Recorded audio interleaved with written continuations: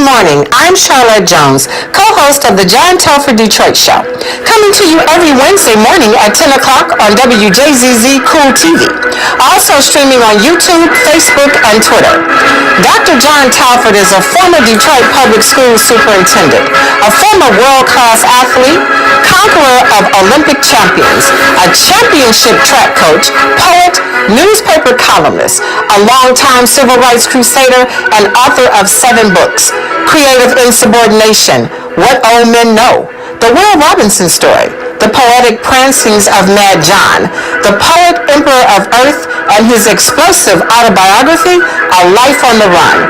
Plus, another upcoming poetry book, Athletes, Activism, and Apple Boughs, a Detroit poetic epic. His books are available on Amazon.com or by calling 313-460-8272. That's 313-460-8272. Dr. Telford has been called a legend and also a lightning rod for controversy, a recipient of the City Council Spirit of Detroit Award and the Joe Louis Foundation Spirit of the Champ Award. He was named Wayne State University's Alumnus of the Year, and a Detroit track is named for him. His email is drjohntelfordedd@aol.com. That's dr.johntelfordedd@aol.com. Dr. Telford also has a show on WCHB AM 1340 that airs on Saturdays at 9:30 in the morning and Mondays at 6:30 in the evening. That's on WCHB AM 1340, Saturdays at 9:30 a.m. and Mondays at 6:30 p.m. And now, without further ado, I present to you that old native Detroiter, the one and only Dr. John Telford. Thank you, Charlotte Jones, a.k.a. Char J, author of A Ain't Always for Apple. A Ain't Always for Apple. An adult erotic alphabet book. A Ain't Always for Apple. My name is Detroit. I'm a blue-collar town. Blue salt melts my mid-March snow. Speedy cars and sprinters spring from me. I father fierce fighters and funky music. In a Motown moment, I can spit the blues right back in a bureaucrat's eye. Have you never seen blue salt? No complex chemistry here, only the old color of a new sky. And there's a new sky dawning on Detroit today because we have got Toino Reeves in the station today. Toino Reeves in the WJZZ studio today. Welcome. Toino Reeves. And you know, I'm going to share a poem with you because this poem reminds me about Toino Reeves. It makes me think of him. And the poem is called The Values of Verse. Verse comes to us by pen or voice. We thus can always take our choice. Let me be also sure to mention that verse will gain us righteous vengeance via deft poetic arts that can topple oligarchs.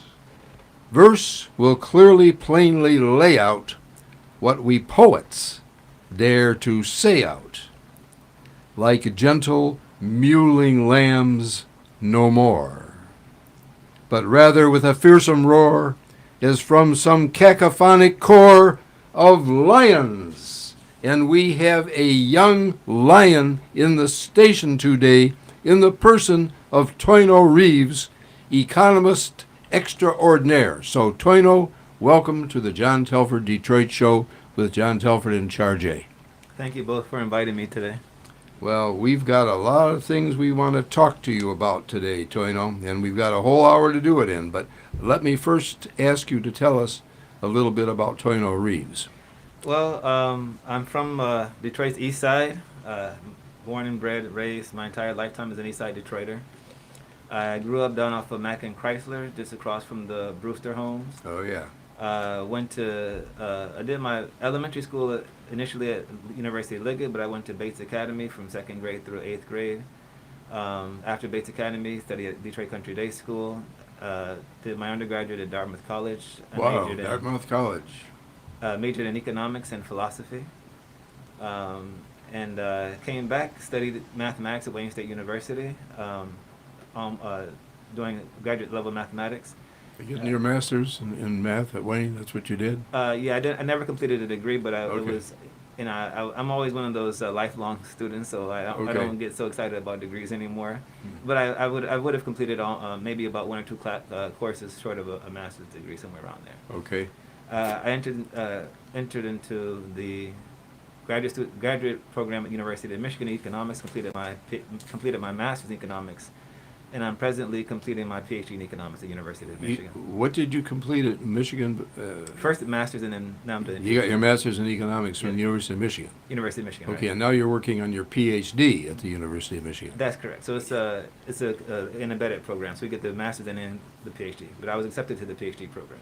Okay, and in economics, I presume. Right. So I did my fields in economics and macroeconomics, which is a study of the whole the economy as a whole. When you talk about GDP, inflation, interest rates, that's the macroeconomy. Unemployment, those are the issues that we focus on in the macroeconomy. And then international economics, so international trade, and then we call open economy macroeconomics, has to do with the money and banking system for the global economy. But now I'm doing my focuses have kind of shifted into my research is focusing on public finance, which does everything that the government does. So it incorporates just about every part of economics dealing with the government. And that's specifically what I'm interested in terms of interviewing you. But before we do that, you also have some observations regarding education. You know, I'm a lifelong educator, and of course that interests me. But I think it coalesces with your economic philosophy too. But I want to ask you about your position on universal education.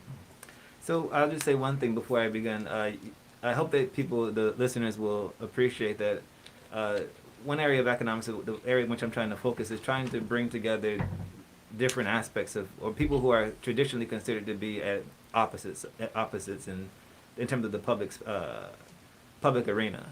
So traditionally, When you say opposites, do you mean people who are adversarial to each other or who have different positions regarding right? So education? I guess in the present environment, those are the same thing, right? So people Okay. who don't disagree, they become very adversarial, unfortunately. But, Tell me about it. But the idea behind economic, at least what we study in economics, is that everybody is a member of the economy, and that if you have some differences in terms of what your desires or what makes you happy, that's not an issue. You can sort all those things out in the marketplace. So the idea is that even if you have, for example, a tenant, you have the one side is that we can't afford to provide universal education. On the other side, you see that people will say that it's only fair to make sure everyone's educated. From the standpoint of an economist, my position is that from the macroeconomy, if we don't have universal education, then that's going to only bring down the overall production capability of our country. And you'll see, I think that's something that Joe Biden mentioned. His wife said, his wife Jill said yesterday in State of the Union speech, is that if we get out-educated, then we're gonna get outperformed in the global marketplace, which is true. Absolutely true. And we can see what's happened with Michigan in the past few decades is that the decline of people. We often look at the decline of the automobile sector as looking at what's happened to our Michigan economy, but it also has a lot to do with our Michigan education system. Now, some folks would say, at least at the K through 12 level, we already have universal education. Why is this perhaps a misnomer? Oh, because what are you saying? It depends on what you're looking at as universal education. Well, we got a free education, K through 12, Right. all across So- the country. Absolutely. So I can say, for example, I'm providing you free food, and I can pluck leaves off of a tree and hand it to you and say that's free food, right? Yeah. But if it's not going to nourish you, if it's not enough to sustain you, then it's not really what we're looking at, right? So the education system that we're providing right now is not enough for an individual who just, let's say, enters at kindergarten, comes up through 12th grade in the state of Michigan right now, any random student, to be prepared, to enter into the global workforce at this point. So a lot of people they know what the problem is. My question is, and it's always going to be, what's the solution? Yes, ma'am. Well, I he's agree. got him, man. That's why I'm bringing him on. Go And ahead. I think that what she said is perhaps one of the most important things that you have to consider when it comes to policy. Everyone has a problem. Who has a solution is the question, right? Amen. So when it comes to looking at the solution, again, this is where the friction begins, because most of our approaches is that we need to be able to raise more taxes in order to pay for universal education, because not everyone in the economy can afford education at this level. But we have to provide education. You're talking about higher education now. Even K through 12. I mean, Oh, if you okay. look at the Detroit public school system, our per capita, what's being spent per capita, Right. compared to Ann Arbor school system, Ann Arbor can very Bloomfield easily. Hills, Grosse Pointe, And down the line. but the thing is, from a individual standpoint, yes, you might look at it as an issue of what's fair and what's not fair. But from a macroeconomist standpoint, from the individual parent, I want my child to have a better chance than this child. Mhm. From a macroeconomist standpoint, I want every child in America to have a proper education so that we can have a very strong economy in the next 10 years. Okay. Right. And so, coming to the solution, rather than focusing on raising taxes or raising how to raise money to pay for the expensive education system that we have, we need to see how to make the education system much more efficient. What I mean by that is being able to reduce the costs, and at the same time provide a much better and a much more focused education system. Just to kind of give a brief glimpse, if you think about anything that you do for that matter, if you think about being, if you remember General Electric back in the day, it was like a conglomerate that did just about everything, right? But Yeah. we see that now the corporations have switched into becoming very focused in very certain areas. And that provides much better productivity for each product that's being produced, and also it provides better services for the consumers. So similarly, we need to focus our education system on on strict fundamentals. And I'm going to sound like maybe a teacher from the 1800s, but reading, writing, and arithmetic. Amen. We say that for that's if the kids can't read, what else can they do? I mean, you're talking my language now, and of course that's why I ran for the school board. But talk more about this K-12. So Reading, writing, and arithmetic. K-12. Right. So if you look at reading, writing, and arithmetic, like you said before, if they don't know how to read, write, and they don't know how to do reading, writing, and arithmetic, they're going to be struggling coming out. But I'll go a step further in saying, if they master reading, writing, and arithmetic, they can master any other subject. That's right. That's right. So, but if you're shaky on any one subject, you're going to be shaky on everything. But by focusing on a few subjects, that also allows teachers to become much more. You have a lot. It makes it much easier to have a large pool of capable teachers. If you need 15 teachers for one school, teachers in 15 different subjects for one school, it's going to be very difficult to provide that level of a teacher pool. But focusing on three subjects provides much more focus. Now, I'm not saying that we shouldn't have other subjects, but what I mean to say is that you'll witness, and this is true for myself, and I'm sure that's true for many other individuals who come through school, that you do a lot of your learning in extracurricular or co-curricular activities like debate or Model United Nations or chess club and other areas like that. And so by providing much more time in the day for those aspects, Music, art. Absolutely, and you should not discount what you gain from those areas. You may not be able to quantify what you get from a music class and a standardized test, but it has a tremendous impact in terms of so many different aspects that we don't have to discuss right here. But the idea, generally speaking, is looking at trying to reduce the cost of education, focusing on certain key subjects, and making it much more cost-effective, efficient, and effective. I would just say one or two things. If you're looking at reading, writing, and arithmetic, I would only add one or two aspects of that. I would also add, to some extent, let's say computer science. Yeah, you bet. It's been historically we've had, and it's something that I was on one of the faculty panels at University of Michigan. We still have a foreign language requirement in the schools, even at university. But if you go to any part of the world, if you go to a remote village, you'll have some child there that knows how to speak English, because every country in the world wants their children to learn how to speak English. You're on the adjunct teaching staff at U of M, is that right? Yes, I'm a graduate student instructor. Yeah, okay. And so you'll see that that the need for students to learn foreign languages has declined tremendously, but the need to learn computer science languages has increased, and we haven't made that type of a matchup yet. What about robotics? So that's the thing. Mathematics, computer science, that's your robotics right there. That's your robotics, that's your artificial intelligence, that's your machine learning. And when it comes to those areas, when I say mathematics, understand mathematics is not just going to be like calculus and trigonometry. Even that has to be kind of refined. Euclidean geometry, I'm talking about subjects people may not remember from school, but those are areas that you, even as a, I'm a PhD in economics. I studied mathematics, for almost 2 or 3 years. I don't use Euclidean geometry outside of a classroom, okay? So are you saying that that probably shouldn't be taught anymore, or just to a certain degree, and then need to take it like 2 or 3 years? You mean, so mathematics in general, I would say needs to be taught, but what I mean to say is that certain areas I would say you Can make be it less. available, but you don't make it a requirement. Okay. The question is always about what's required when I come into school. Okay. What's available to you, I may want to study trig, I may want to study geometry, I may want to study and so many other things, but do you make it required for all the students to do it? That's where the cost of education begins to increase, and you don't get a return on an investment for that. You require every child in America to learn trig. Nobody goes into engineering. That means you just wasted a lot of money and resources in Something that they're not trigonometry. gonna use. You're watching WJZZ Cool TV, live streaming on Facebook, YouTube, Twitch, and Twitter, and other top social media platforms. Like, follow, share, comment, and subscribe. Thank you for watching WJZZ Cool TV, the coolest station in the world. You got something? Yes, thank you, Char J, for that station break. Char J, author of A Ain't Always for Apple. And yet, I do have something, which I always have to do.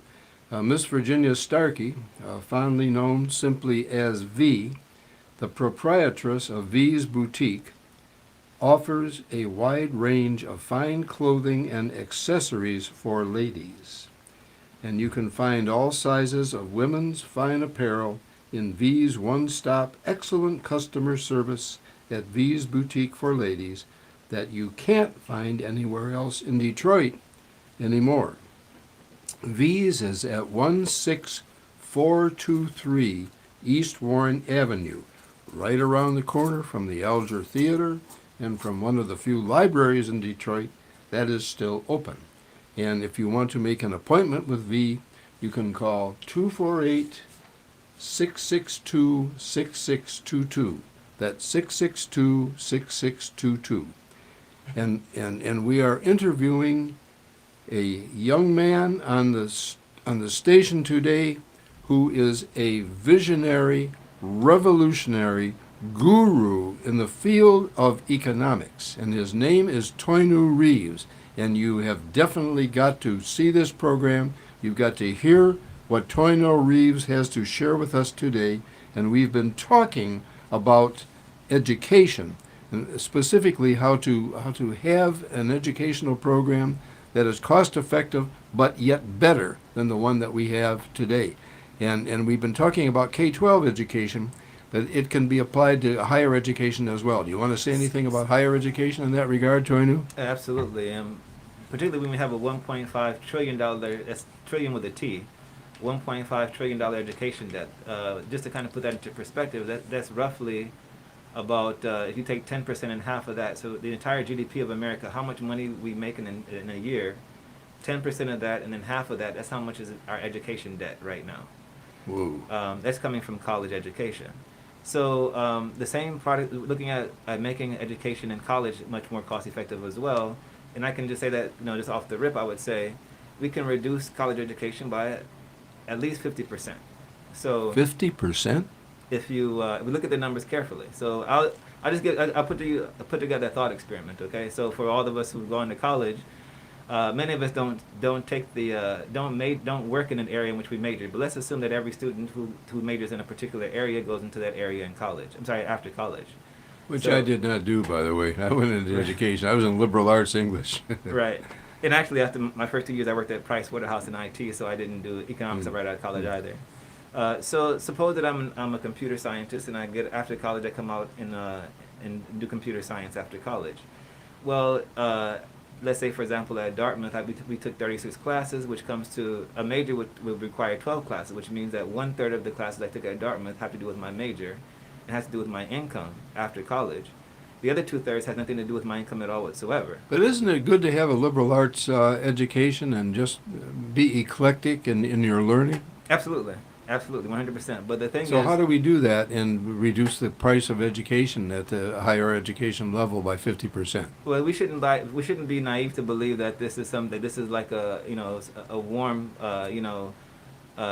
service that the universities are providing. They charge $8,000 per class at Dartmouth for every for this idea of enrichment, right? So it's a money-making thing, because I shouldn't have to take 5 years of English to have a refrigeration degree.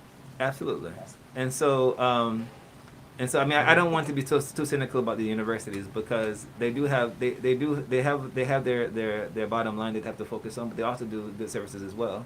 But the point is that we look at this as a financial transaction. So you should pay for whatever is being provided to you. If your purpose is that you want to go to university, get a degree in whatever refrigeration repair or computer science, you can go for those classes and then go right into the workforce. If you look at I think Rockefeller, he took I think 1.5 years of bookkeeping, and then he created Standard Oil. Okay, so if you had forced him to stay in college for 4 years after that, then we might not have Standard Oil for all we know.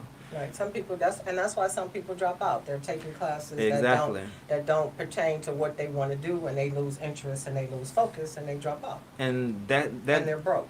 Go ahead. That's for the individual it's a bad thing, but also for the macroeconomy it's a bad thing, because we have lots of individuals that could have been productive in our workforce who are doing jobs that are substandard, and that hurts our macroeconomy in the end. Right, 'cause And so I know several young black men who went to college and it was not what they expected, and then they dropped out, and then now they're not working at all because they lost interest and they lost focus. right, and I'll give another example. Suppose I was talking to John earlier this morning, and I just had recalled that I ran into him down at the Riverfront Market, Myers Market off of Jefferson. Suppose every time you go into the grocery store, because the United States, because the doctors have agreed that if you have a balanced diet with vegetables and fruit and everything else, it's going to make you much more healthy, and it's going to reduce medical costs. That's a great thing. Can they impose whenever you go to the supermarket, that if you want to do any shopping, you have to buy a certain amount of vegetables and a certain amount of fruits every time you go shopping? If they were to do such a thing, that would put so much of a burden on what you can buy and what you can't buy, right? Maybe I don't want any vegetables today. Maybe I have enough vegetables at home. And so if I have to spend $200 on vegetables and fruit, I may not be able to pay my rent. And so you're completely ruining the entire, the entire budget of an individual. And that creates so many problems in a larger scale. You can imagine if it happens once or twice, it's not a problem. But if it happens over long periods of times, then yes, it's going to create huge problems for the macroeconomy. And this is why you have a $1.5 trillion debt. If we do this once or twice for a few students, you can write it off. When you do this over decades for all the students in America, where do you think the $1.5 trillion debt comes from? I've never thought of it in that perspective, but now I'm starting. Talk about tax policy. You've got the sales tax and this EITC that we spoke about, the Earned Income Tax Credit. How does that impact on your philosophical approach to economics, particularly as it impacts the city of Detroit and Detroiters? Okay, so many people think that tax policy is something very boring. Even I thought so when I first entered into university. They have a tax policy institute at University of Michigan, and I thought, how boring that would be to spend your life studying tax policy. But this is what I'm doing right now. Bores the hell out of me, but I know how essential it is. Right. Actually, I'm actually doing my research now in this area, and I'll come to that in just a moment. But I was at the doctor's office at the university, and there was a student just recently graduated from the medical school, and she just was asking, what are you studying? And I told her I'm doing tax for my dissertation. Mm-hmm. And she looked at me and she said, "Did they make you take that as a dissertation?" Why are they punishing you? But so I was one thing that my professor said, I gave him an idea about this tax policy, and he said, "Okay, well, good luck running on that as a campaign promise." And I said, I guarantee you that if I can make an argument for residents of Detroit, or residents of Michigan for that matter, to raise taxes. Most people are going to say no one's going to vote for raising taxes, but I can give you an argument for why you would want to raise taxes. Well, give us that argument. Yeah. So right now, if you look at most of what the budget for local government, local economies, they raise most of their money coming from property taxes. Okay. And so it's not a question about. So the first we have two questions, right? First question is what do you want to purchase? What kind of municipal services do you want the city to provide? Education, policing, fire, roads, everything. Unless we want to live in a communist society, we're going to have people walking around with Kalashnikov rifles and say you need to build this road. We have to pay them money. Right. And if we're going to live in a free society in which we pay people money, we have to be able to raise money as well. So it's not a question about raising money. You do it either through this way or through that way, or you have to live in a communist society. It's your choice. So what I'm saying is that because most of our money comes only from local businesses comes only from property taxes, that places a huge amount of burden on the residents in a particular city. What I mean by that is consider, for example, in Michigan we have $25 billion worth of tourism industry. I mean, people come from outside the state of Michigan to come and shop and to come and enjoy, whatever, Traverse City, Mackinac Island, coming to Detroit for the auto show. They come here and they benefit from it. But who provides those services? The residents pay for it. The residents themselves. And you told me that you're an aficionado of citizens' councils. I think that this is relevant to what you're saying now. Talk a little bit about citizens' councils. Yeah, so I'll just complete the sales tax and I'll come to the Citizens Council, if you don't mind.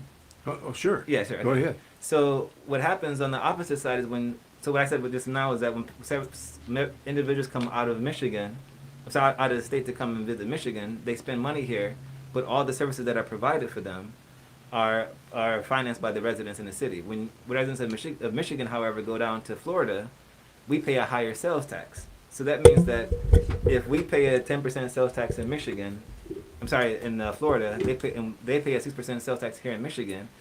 4% of our revenue is going to the state of Florida every time we go and shop there, and they come over here to shop. So what I'm saying is that you want to have higher sales taxes because everybody who shops in Michigan contributes to the tax base. If you have property taxes, only people who live here contribute to the tax base. And so by having higher sales taxes and lower property taxes, that allows Michigan residents to not only pay less money in terms of the property value in their houses, but also the housing prices will also go up. So consider this: if property taxes are lower in Detroit, let's say for example, it's lower in Birmingham than they are in West Bloomfield, people are going to want to go to Birmingham because they have lower property taxes. That means the price of the houses are going to increase. So if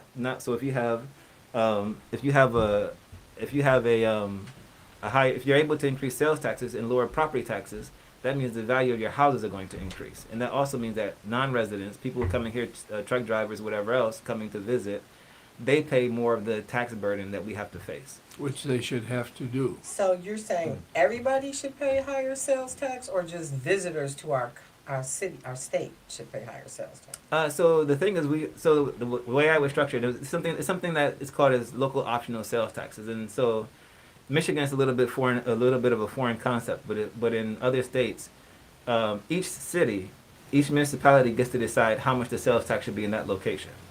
So you have, let's say, for example, a 4% flat sales tax, and each city can charge 2% on top of that to bring you to 6%.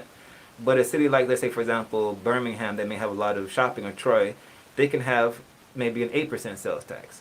And not only that, let's say, for example, in Detroit, we may have our Renaissance zones. In certain areas, we have a lower sales tax. In other areas, you may have a higher sales tax. So residents will be able to go and shop wherever the lower sales tax is. If I live in Detroit, I know where the lower sales taxes are. I can go and shop there. That also helps to support those businesses in those low-income areas. At the same time, people who are coming out who are tourists, they usually go to the tourist locations, right? So that's where they'll be having relatively higher sales taxes. You can think, for example, in Traverse City, they're probably very seasonal, right? So they can have their sales taxes based on the season. So during the tourist season, they would have a higher sales tax. In the non-tourist season, they would have a lower sales tax. So the residents overall would be able to enjoy a lower sales tax. Yeah, the permanent residents of Traverse City you're talking about. Right. They would enjoy, yeah, okay. Well, as this relates to tax, to citizens' councils, you express an interest in that. How does that relate to what you're saying right now about this? Let me do this first. Well, You're watching okay. WJZZ Cool TV, live streaming on Facebook, YouTube, Twitch, and Twitter. Like us, follow us, share us, comment, and subscribe. Thank you for watching WJZZ Cool TV, the coolest station in the world. Now, he gonna have to repeat all of that, because you don't remember that he said it. I got it. Well, thank you, Char J, for that station identification. And please make sure that you purchase my books, because that is how I stay on the air. This is my poetry book. I've got another one coming out called Athletes, Activism, and Apple Boughs. That'll be coming out pretty quick. But this is my first poetry book, The Lifelong Poetic Prancings of Mad John. I've written 7 books, but this is one of them that I encourage you to be in touch with me at 313-460-8272 if you would like a copy of this book, or you can get it on Amazon. But again, as I said, that's how I stay on the air. And we are interviewing Toynu Reeves, an economist who is a visionary. I was just about to ask him to talk a little bit about citizens' councils as they relate to what we were mentioning regarding the tax. So you also mentioned EITC. Did you want me to follow up on Yes, that too? Or yes, okay. yeah, it's all related as Okay. I understand it. Well, Citizens Council is a little bit different. So I just briefly talked about the EITC, and then I'll go into a little bit more detail about the councils after All that. right, okay. So the EITC is, for those who don't or may not be aware, it's called the Earned Income Tax Credit. Again, that's, E stands for Earned Income Tax Credit. It's actually quite a wonderful program that we've had since the 1970s. I think it's been. It's areas of public finance that we're very much research. We research very often. But there are certain aspects that that you have to. If you're not an economist, you may miss out on, and they can become very catastrophic. So, for example, I always use this as an example.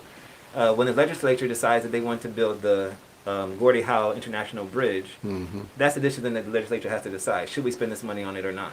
But once they decide to have the bridge, you don't see the legislatures either in Lansing or in Washington D.C. building the bridge themselves or designing the bridge, right? They leave that to engineers. And so there may be any number of issues that come up as you're building the bridge itself that you may not, look at, you may not see on a piece of paper or on a model, that you have to be able to adjust in real time in order to make the bridge, solvent. If we had our legislatures, elected officials building the bridge, I don't think anyone would want to drive across that bridge. You got that People who right. built it, right? But when it comes to these, billion-dollar policies, we're leaving it to individuals who don't really understand certain economic forces that may be at play. And I don't mean that as an insult. I'm just trying to say that we have to be very careful and conscientious about these type of projects, because they cost billions of dollars. They come from our taxes. And if they don't have the effect that we're looking to have, then it's wasting our money and it's hurting people in the end. Okay, well, let's talk a little bit about something that's really the meat of what I'm interested in terms of what you're going to share with us, and that is this I-pool concept, the investment pool. This, in my view, I don't know, maybe I'm naive, I'm a wordsmith, I'm a poet, I'm an English teacher, I don't, this is not necessarily my area of expertise, but this investment pool that you're talking about, we're talking about billions of dollars or $1 billion that can be harnessed in the private sector. Talk a little bit about how you can enrich commonplace grassroots Detroiters with the application of this concept. Okay. So I'll just briefly try and explain that with the iPool, since we mentioned. So if any of the listeners are there, you can go to I-pool, POOL.org, and that's I-pool, POOL.org, and learn more. So the iPool is we're looking at it right now as somewhere between $500 million to $1 billion investment fund for Detroit residents. What that means, Did you hear that, folks? How much money? $500 million to $1 billion. $500 million to $1 billion. And I'm being modest. I don't want to scare anybody, so I'm using those numbers right now. Okay. Where this $500 million come from? Start there. I'm actually gonna end there Okay. because the question is always, is it worth it? Is the first thing. Okay. So we can get the money if we can find it, if the need is strong enough, right? So what is the purpose of the iPool? The purpose of the iPool is to generate sustainable income and intergenerational wealth for all residents of Detroit. Every single person who lives in Detroit. Yes, everyone who lives in Detroit, And I would go as far as to say whether they're documented or undocumented, whether they have residence or they don't have residence, if they're homeless. The reason I'm saying that is because these individuals are still part of our economy. We have to be able to take care of them. Otherwise, it's going to create other problems along the way. You know, it's going to create frictions, and it'll create other parts of the structure that'll bring it down. If you look at the Michigan economy right now, we've had an unfortunate belief that we can, cut off certain parts of the economy, other parts of the economy will thrive. That model has not worked. It's never going to work. As Benjamin Franklin said, a house divided cannot stand, and the same is true with the economy. Unless we have a whole economy working together, that means Detroit, suburbs, Upper Peninsula, the entire economy has to work together, has to hit on all cylinders in order for this thing to work. So coming to the iPool, looking at creating an investment fund where every resident of Detroit would be a co-owner of this fund. That means that they would be shareholders in this. That means that whatever profit is made from this investment, it would be paid to Detroiters in installments. It's designed after what's called the Alaskan Permanent Fund. Mm-hmm. And so for those of you who may not be aware of it, I'll just say this before I go into it. I was always told that a wise man is someone who learns from his own mistakes, but an intelligent man is someone who learns from the mistakes of others. And so, Alaska unfortunately made the mistake when the oil was discovered in Alaska. I think the federal government may have been upset about this. They had already made Alaska into a state, so that meant when the oil was discovered in Alaska, it was no longer federal property; it became state property, right?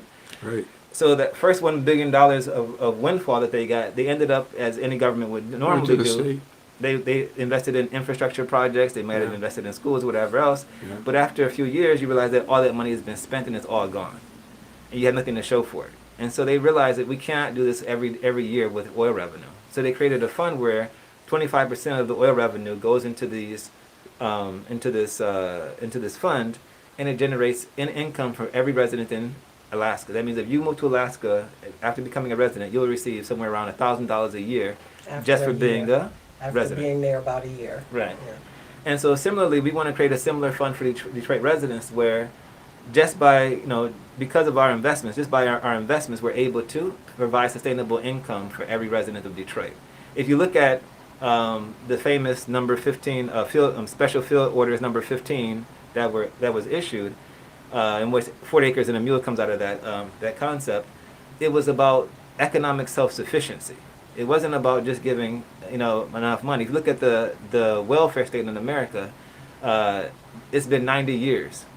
If you look at, I think, in 1932 under Franklin Delano Roosevelt, it's been over 90 years now since the American welfare state, and we still have children, across black children in America. 30% of them live in poverty. 40% in Detroit, African American children live in poverty.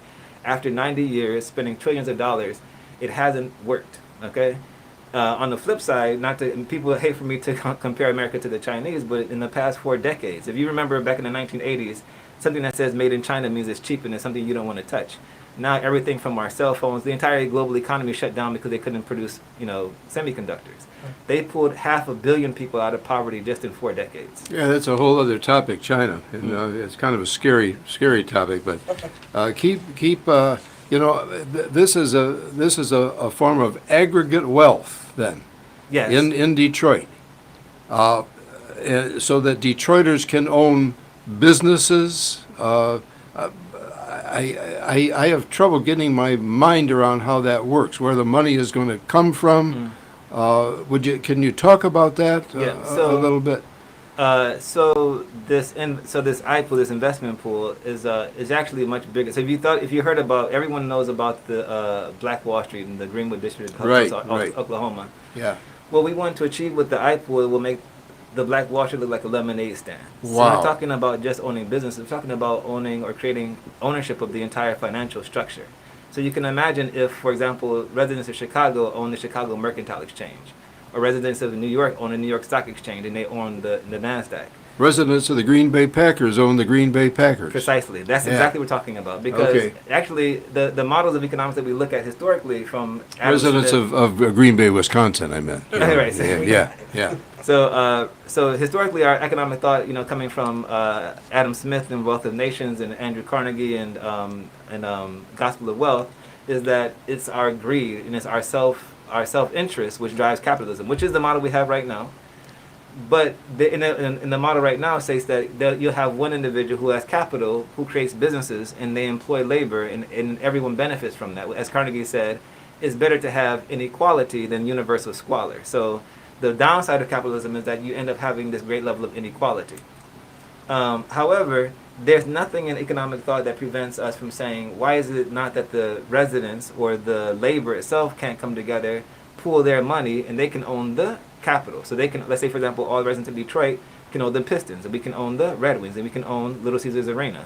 Nothing Wow. prevents that model from happening. And actually, if you look at online, where they have these where they have the blockchain technology, they've come up with something called as a decentralized autonomous organization, where online you have people who are doing like crowdfunding, where they actually put their money together and they purchase things that no individual as an individual could purchase, right? An individual in Detroit with $1,000 or with $10,000 can't purchase the Pistons, but all the residents together putting $10,000 together can purchase the Pistons. So we can actually make this happen, potentially make this happen, independently of our elected officials.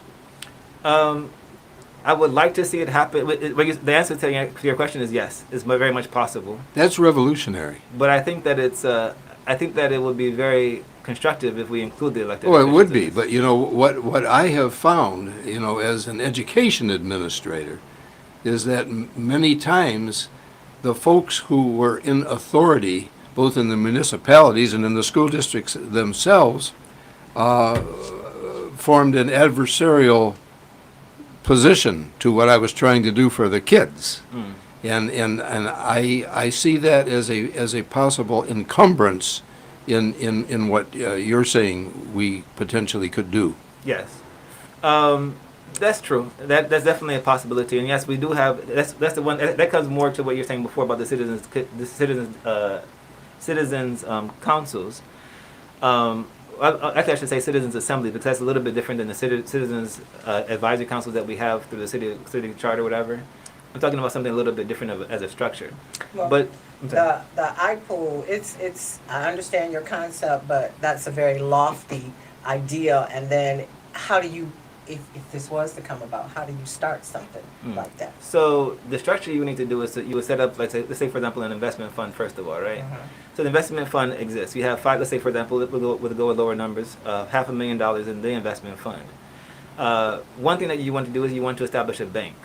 The reason I say bank is because the banking structure by itself is the most important part of generating wealth. I don't.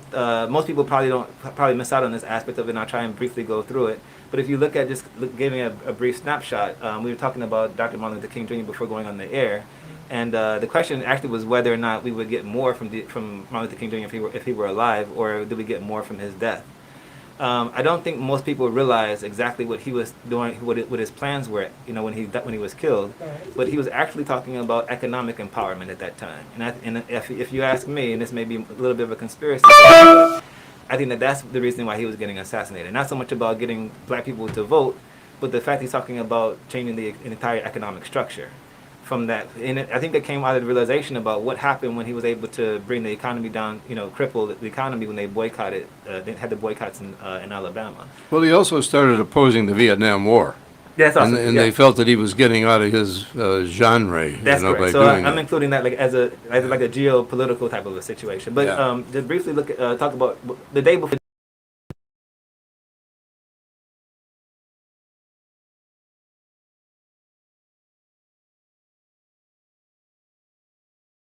The African American economy is a $10 billion economy at that time, $10 billion economy, Yeah. which is equivalent to the entire exports of the United States, which is also equivalent to the entire budget of Canada. But he said that's economic power right there if you know how to pool it. Right. So the point is he also talked about going into banks and going into insurance, because banking and insurance, and the third one, real estate, RE. So banking F is financial industry, insurance, and RE, real estate. We call those the fire industries, because those are the industries that generate the most wealth. What happens when you get a bank loan is that you suppose a bank gives you a loan for $100,000. You're not going to spend a whole $100,000 in 1 year. You'll spend maybe $10,000 in 1 year. The other, let's say for them, they give you $1 million loan. You'll spend $100,000 in 1 year. $900,000 goes back into the bank. They loan that $900,000 out to the next person. That person will spend 100,000. They'll put 800,000 back into the bank, and so on and so forth. So that $1 million can generate somewhere around $5 million worth of credit and wealth over a period of time. So the first thing is to create a banking sector, to create a bank. After that, we want to lend. We want to give money to to businesses businesses that want to start. So owning construction companies, owning, let's say for example, if someone wants to start a bakery or open up a grocery store. So you can imagine if you live in Detroit, and every grocery store, every gas station, every barber shop is owned collectively by all the residents of Detroit. That means every time you shop in Detroit, you're actually earning profit for yourself. And so by creating this banking sector, you're able to capture the wealth. So you can think of, for example, if you take a magnifying glass, it concentrates all of the sun rays into one single location, and that can create a fire that can burn out an entire forest, right? The same thing you want to do with your economic power. You don't want to give money and everyone spreads it out. You want to bring it all and concentrate it into one single area and create a certain amount of economic force. So to come back to the question of how do we establish it, first thing is to establish the investment fund for itself. We can even take something I would say she said it was very ambitious, so I would say take something much less ambitious. Right now in real life right now, you have a proposal before the city council for a $1.5 billion investment project to happen over in the Detroit district. I'm not talking about the merits of that. That's not my purpose. You said the Detroit district. District Detroit project, I'm sorry. District Detroit, Detroit. So it's $1.5 billion of outside investment by a consortium, and they're also asking for a $600 million, which is I think about $250 million in present dollars of tax abatements. So what I'm saying there is that you can take $200 million, and let's say $500 million for that matter, and get and become co-owners of this investment fund. So anyways, this project is going to happen, but how are Detroiters going to benefit from is the question. So benefiting by having, well, they're saying, okay, we're going to have some more jobs. We're going to probably be low-income jobs, whatever.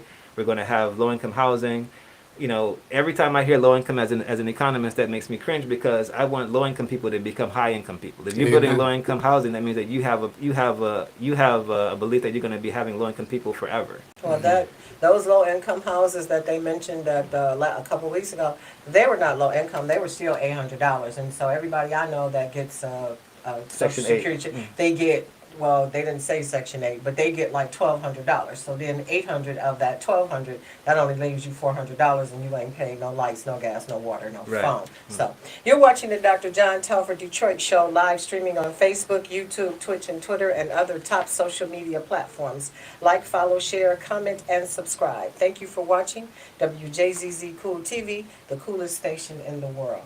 So yeah, you're right. That low income, Thank you, Char J, for that station break.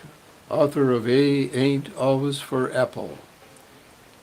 This is mind-blowing. What we're talking about right now is mind-blowing in terms of the benefit that it can potentially generate for my fellow Detroiters economically.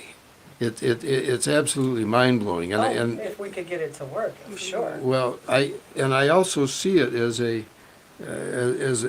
think there's a relationship here. If I'm not mistaken, Twino, tell me, there's a relationship between this and what the city council is doing right now with reparations, or attempting to do with reparations. Can you talk about that? Yes, definitely. And I haven't forgotten about your question about where the money's coming from, so I'll come back to that. So, okay, yeah. Well, that's true with this also. Right. So we're talking about the reparations task force. I think it's a phenomenal undertaking that the city council decided to do. I think that they've done a wonderful job out in California. And so the idea behind reparations is exactly that. So how do we repair, a broken people, for that matter? Yeah. That covers not just we're talking about now in terms of economic development, but also the I-375 project, which is coming up as well. So unfortunately, I don't want to go into all these different aspects, but having gone to Country Day, one thing that I can say is that it's we all have our prejudices going into that school, but in those 4 years that I was there, it was something that I realized is that we as a state have really missed out on an opportunity by disintegrating the public school systems, by not allowing people to come together and working together. That we've missed out on a huge amount for generations. I would say that just very briefly. And so you have, you have racism that does very foolish things. That'll take, $1 billion and dig a hole in the middle of a city, and then a few years later, spend $1 billion. That's what we talked about Bert's Warehouse that Right. day when we were there. Right, spend another $1 billion Yeah. to fill it back up. Yeah. So, anyways, that aside, it does create an opportunity for reparations. So the idea is that, I don't think it's going to be something's going to happen anytime in the future where we're going to be able to make a calculation that says this is how much we owe the state of Michigan or the United States of America owes black people, and they're going to just cut a check. I don't think it's going to happen anytime soon. But what I do see happening is that whatever money that we do have, whether it's money that we have as individuals or whether it's money that we're getting from the federal government through HUD or through SNAP or whatever else, by concentrating those resources into one single area, it can definitely be used in a way that generates income for people. Well, this is a reparational project, then. I mean, Right. it accomplishes the same thing. And there's zero budget by that fact. Yes. So you're not talking about raising taxes in order to pay for reparations. You're talking about generating wealth with existing funds. Generating wealth. I called for reparations one time when I was a columnist for, which I've written for so many papers. I'm trying to remember which paper it was. I think it was, I can't remember. But anyway, people wrote into the paper saying, if Telford wants reparations, let him pay for them himself, But this whole concept of generating aggregate wealth in this way, it's revolutionary, but the concept itself is so simple. It's almost right under our noses, and we look past it. Am I right about that? Well, to answer that, and then sum it up as to what you want us to know about what's going on. Okay, so the question she asked earlier was about where's the money going to come from, and I think it's a larger part about is this thing possible? For when it comes, we talk about the possibility of it happening. I would say that nothing that you do in the world is going to be something that's going to be guaranteed. When JFK said we're going to put a man on the surface of the moon and bring him safely back to Earth, they didn't even have the materials for the space program even existing at that time. Yeah. But you can see what America's capable of achieving. So the question is, are we bold enough? I think it was to take a quote from Justice Brandeis. If a single courageous state, has the will of the people, we can try out novel experiments. Now, is it worth it? I don't see why an opportunity like this. I can't see leaving an opportunity like this on the table and not having gone after it. Okay. I'm sorry. That's gonna do it, John. You got something? Yeah, I always like Hold to. on. Don't. There, I got it before it went on. Okay, go ahead. Okay, I always like to do this. Come on, John, In come fact, on. there are Come on, people. John. There are people on my other show that ask me to do it all the time. The poem is called "Uncivil Warfare." I wrote it on the 6th of January, Come on, 2021. Okay. It's the alternative title is "The Turd That Hasn't Flushed." On this evil and fatal occasion of the Capitol building invasion, the traitor Trump's collusion demands his execution. God yet hasn't pushed the lever on the traitor Trump forever. That's gonna do it for us. Thank you for joining us today. It was very interesting. You've been listening to the John Telford Detroit Show with Dr. John Telford and co-host Charlotte Jones on WJZZ Detroit Internet Television, coming to you live every Wednesday morning at 10 o'clock, also streaming on YouTube, Facebook, and Twitter. Contact Dr. Telford at 313-460-8272. That's 313-460-8272. Or at Dr. John Telford, EDD, at AOL.com. That's DRJOHNTELFORDEDD at AOL.com. To sponsor or appear on this show, or to get signed copies of his book, which Hill Perkins, Jeffrey Feiger, and Dr. Wayne Dyer all call spellbinding and sensational. It was the late, great Dr. Wayne Dyer who said, Dr. John Telford has a warrior's heart and a poet's soul. Read Dr. Telford's commentary